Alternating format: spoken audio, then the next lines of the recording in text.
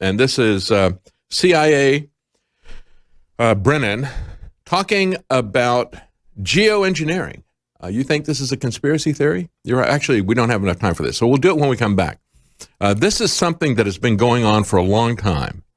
And we've got a clip of Brennen talking to the Council on Foreign Relations about how they have to use geoengineering now to save the planet. They admit that major cooling happens whenever you have a volcano, right? Pushes all that material up into the air, and we've seen that. When you put that kind of dense material in the atmosphere, you have had little global winters across the world. When Krakatoa happened, you had a climate change that lasted for a couple of years, intense winters because of that. And so now what they're proposing is, hey, I've got an idea. We could do geoengineering. Look, they've been doing it for a long time. And when we come back, we'll talk about that. It's not necessarily always cooling either. Many of us believe that a lot of this stuff is being done to produce warming in specific areas. We'll be right back. Stay with us. We're going to talk about geoengineering. We have a clip here from John Brennen. Really shows that the CIA has been working on this geoengineering thing for quite some time. And of course, it has been going on for quite some time. For years, I've been talking about the geoengineering conferences. We've shown you video clips of planes that have extra nozzles under the large planes that are dumping this stuff out.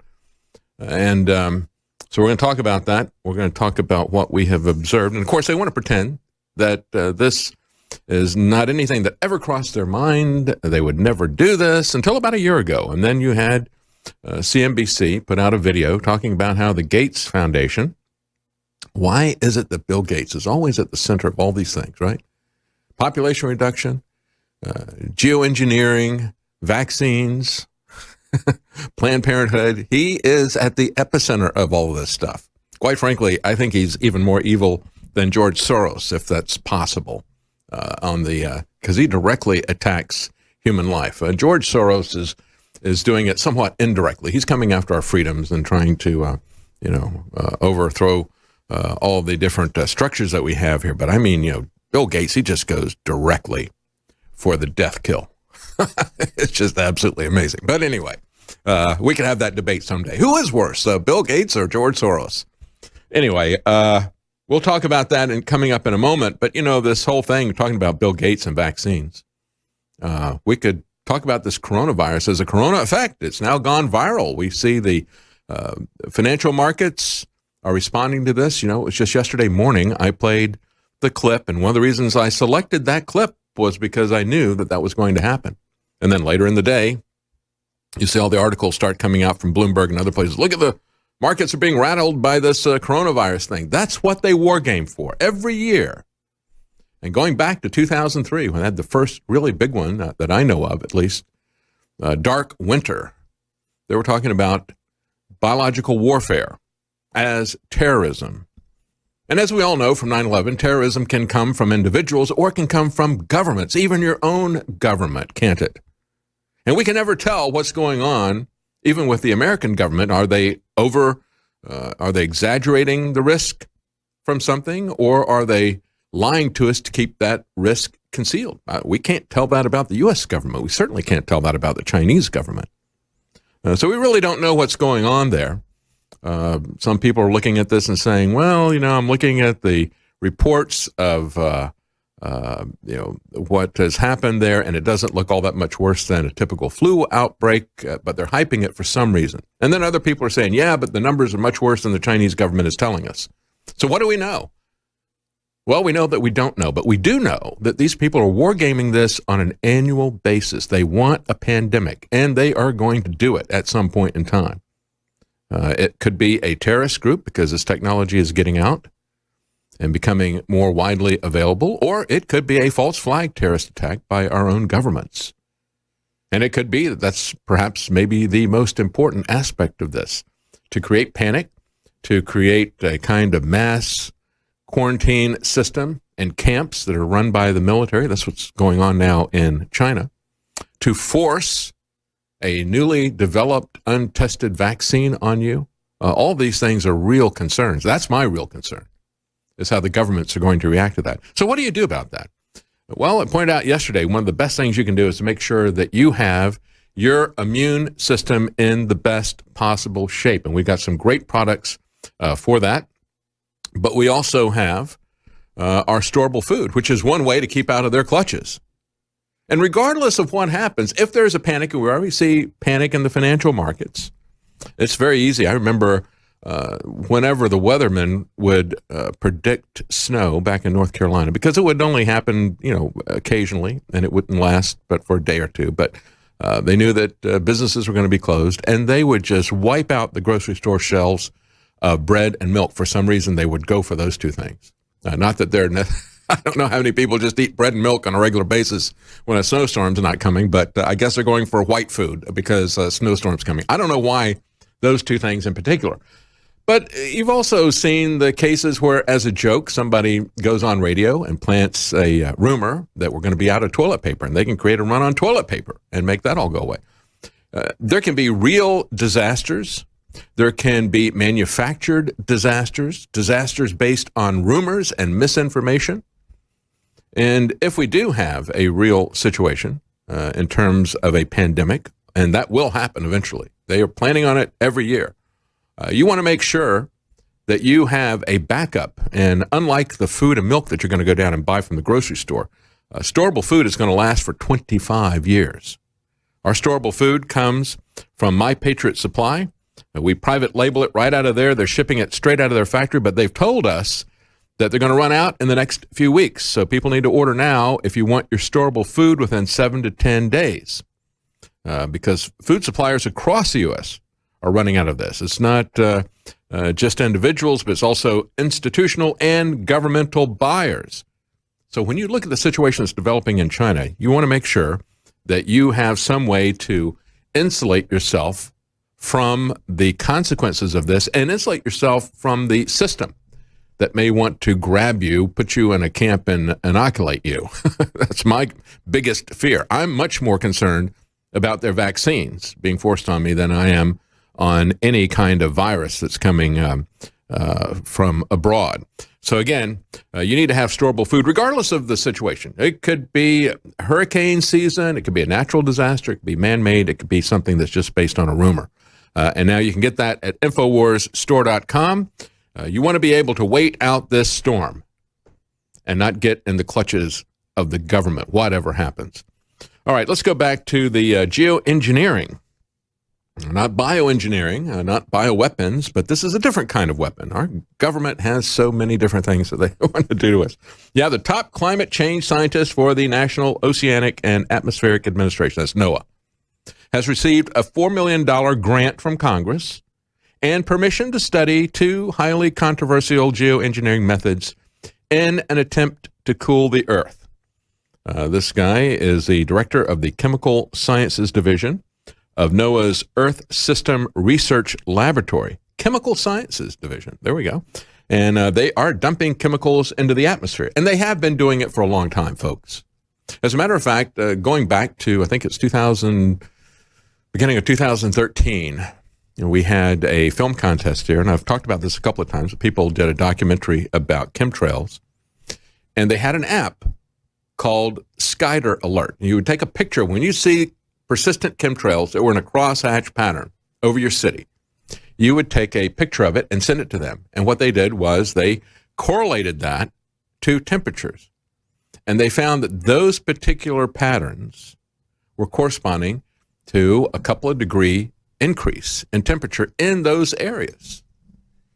Now, we know that when you have massive volcanic activity, as I mentioned before, Krakatoa is probably one of the best examples of that, east of Java. It blew up and it sent so much particulates up into the atmosphere that you had very intense winters for a couple of years, and even including darkness. So it was far more intense than the kind of chemtrails that they're doing, the cross-hatched-persistent-contrails that you see.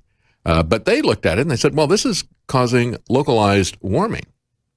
And remember, where they're collecting the temperature is typically in urban areas, which is another reason why they can skew the data. You're going to get warmer temperatures, and I've noticed this because I always I do not live in cities. I've always lived in the rural areas, and I could watch the temperature drop as I got out of town. And we weren't talking about in Raleigh, North Carolina, we weren't talking about a big city, but it would always drop by about 3 degrees when I drove out to the forest where we lived. And so they put their thermostats in the cities where it's a concrete jungle, and they get higher temperatures. And they say, look, the temperatures are going up globally. No, they're going up in that area. And if they can do that with these persistent contrails, what we call chemtrails, then they can also rig the data with that as well. But there are other aspects of this that are more sinister.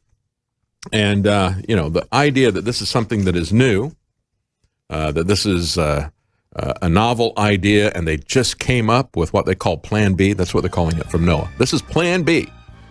No, in the 1970s, they awarded a guy who was causing climate changes as part of the Vietnam War. They had a treaty in the 1970s saying we're not going to use geoengineering as a weapon. Why would they do that back in the 1970s? Give an award and have a treaty if it wasn't their capability even then, and if they weren't already practicing it. We'll have Brennan's clip. Finally get to it when we come back. Stay with us. All right, I've teased for a couple of times to get to it. I ran out of time. The clip from John Brennen talking about geoengineering. He is giving a presentation to the Council on Foreign Relations. Isn't that interesting? And this is what he has to say. Let's play video clip number 2. Another example is the array of technologies, often referred to collectively as geoengineering, that potentially could help reverse the warming effects of global climate change. One that has gained my personal attention is stratospheric aerosol injection, or SAI, a method of seeding the stratosphere with particles that can help reflect the sun's heat in much the same way that volcanic eruptions do. An SAI program could limit global temperature increases, reducing some risks associated with higher temperatures and providing the world economy additional time to transition from fossil fuels. This process is also relatively inexpensive. The National Research Council estimates that a fully deployed SAI program would cost about $10 billion yearly. As promising as it may be, moving forward on SAI would also raise a number of challenges for our government and for the international community. On the technical side, greenhouse gas emission reductions would still have to accompany SAI to address other climate change effects, such as ocean acidification, because SAI alone would not remove greenhouse gases from the atmosphere. On the geopolitical side, the technology's potential to alter weather patterns and benefit certain regions of the world at the expense of other regions could trigger sharp opposition by some nations. Yeah, imagine that. Some people might argue as to who's going to set the thermostat. As a matter of fact, that was the topic of some of the papers in past years, at least 5 years ago. I was talking about the annual Geo-Engineering Conference. It's amazing to me how these things can stay under the radar. And that's because they're not talked about by the mainstream media. They work with these people to keep this stuff hidden in the same way that they work with the surveillance state to hide geospatial intelligence. That has been the fastest growing area of intelligence since the late 1990s. It's where James Clapper rose very rapidly. That's why he rose to the top, because he was in that area. And has been the keynote speaker of the annual Geo-Intel conference. Every year, they get about 4,000 people to go there. It's the biggest thing in the intelligence community, and it's kept secret, even though you got thousands of people going to every one of these conferences every year. Because what they're doing is they're mapping your activity. They are mastering the human domain, and they're doing predictive analysis of what you're going to be doing. And they keep that quiet, just like they keep the manipulation of the weather quiet. And, as you look at this, at the fact that we went back to the 1970s and said, we're going to have a treaty to make sure that we don't use weather modification as a weapon. They were very concerned about that. You don't go to the trouble of having an international treaty to prevent something like biological warfare or chemical warfare or nuclear warfare or weather warfare if it's not a real possibility? And they knew that it was more than a real possibility. They already handed out awards to people for doing it during the Vietnam War. But then they keep it quiet. And, we can use the scare of man-made climate change. Yeah, it is man-made in that regard. Definitely man-made. We can use that to scare people into giving up their everything about their lives. They're going to take under the rubric of sustainability. That's what the UN is pushing, their 2030 agenda. That's how they're going to put you in the smart cities and their open-air gulags run by their corporate partners like Google. And they can scare the next generation. They're not going to scare my generation into this. We've seen this fraud, and these guys are like really bad used car salesmen, or I should say more like Maxwell Smart from Get Smart. Would you believe? Welcome back. I just played for you that clip from John Brennen, the personification of evil CIA agents. I mean, this guy, he can't even look halfway decent. He's got such a permanent scowl on his face. This guy who brought targeted assassination, even of American citizens abroad, without due process to the Obama administration, calling them, saying, no, we're not doing drone assassinations. It's a disposition matrix. That kind of prevarication. Enhanced interrogation. It's not torture. All this type of stuff, right? And now they're telling us, we may have to consider doing some geoengineering, but this could create some political issues as to who gets to set the thermostat. And it definitely will create that. But of course, they've been lying to us about this all along. The idea that they've just come up with the stratospheric aerosol injection. I mean, we've been covering that for a long time.